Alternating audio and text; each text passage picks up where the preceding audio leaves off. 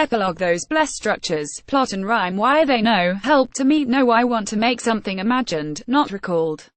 I hear the noise of my own voice. The painter's vision is not a lens, it trembles to caress the light. But sometimes everything I write with the threadbare art of my eye seems a snapshot, lurid, rapid, garish groups, heightened from life, yet paralyzed by fact. All's misalliance. Yet why not say what happened? Pray for the grace of accuracy Vermeer gave to the sun's illumination, stealing like the tide across a map to his girl, solid with yearning. We are poor passing facts, warned by that to give each figure in the photograph its living name. Epilogue is my favorite Robert Lowell poem from his later work. Included in his new selected poems, published in celebration of his centennial year, the poem originally appeared in his final volume, 1977's Day by Day. In its obsession with poetic technique and purpose, it seems like the work of a much younger writer, yet it possesses an easy mastery, a light touch despite the anguished questions.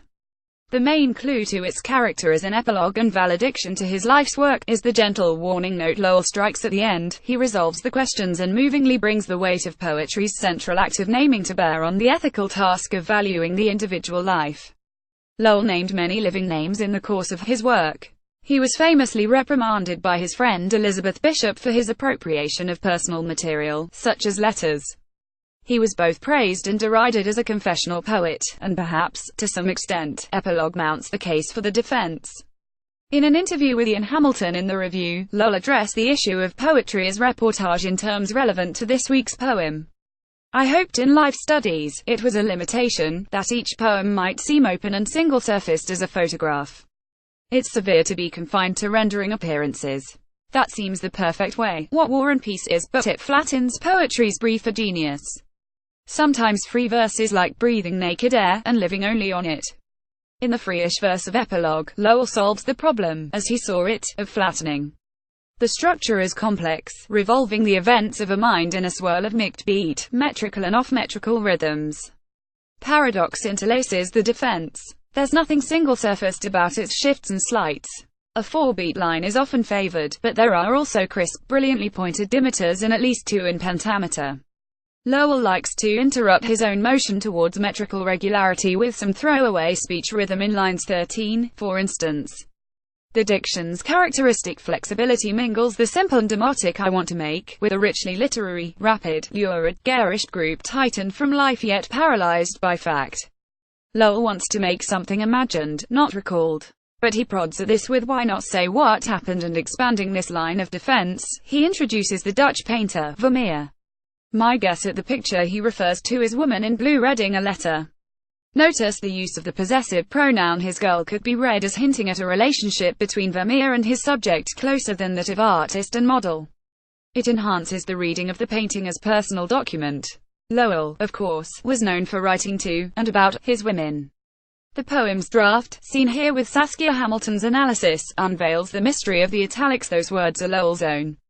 Every line in the draft is underlined, indicating italicization. Perhaps the poet knew had be worth quoting. Hamilton points out the alteration from eye to vision, an amendment which might arouse a reader's quibble, rhythmic or otherwise. I favor painter's vision as richer and more ambiguous than painter's eye. The poem worries and grieves for poetry's failure of vision, or perhaps for what Lowell fears is his own myopic weariness despite plot and rhyme, all's misalliance. The despair may be political and public as well as artistic and personal. That short line is a cry of Shakespearean intensity. Despite the reference to the noise of my own voice, no note of self-pity is sounded. Lowell is not entirely somber in mood, either. Besides the rhythmic play there's intellectual mischief. Keeping his finger on the dangerous wood of fact, he teases its very solidity by centering on elusive qualities like light, grace, yearning. Subtly, Epilogue makes its pitch for accuracy, including a bow to transcendence. The old discord between light as physical illumination and visionary enlightenment isn't resolved, but is maintained in beautiful balance. Art can keep faith with what happened, but can't merely narrate or describe. Lowell's work in all forms demonstrates this.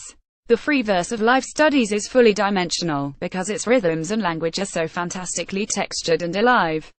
The bigger question of why poetry matters is answered by epilogue in some of the most humanly resonant lines in 20th century poetry. We are poor passing facts, warned by that to give each figure in the photograph his living name. New selected poems by Robert Lowell, edited by Katie Peterson, is published by Faber and Faber, £14.99, paperback.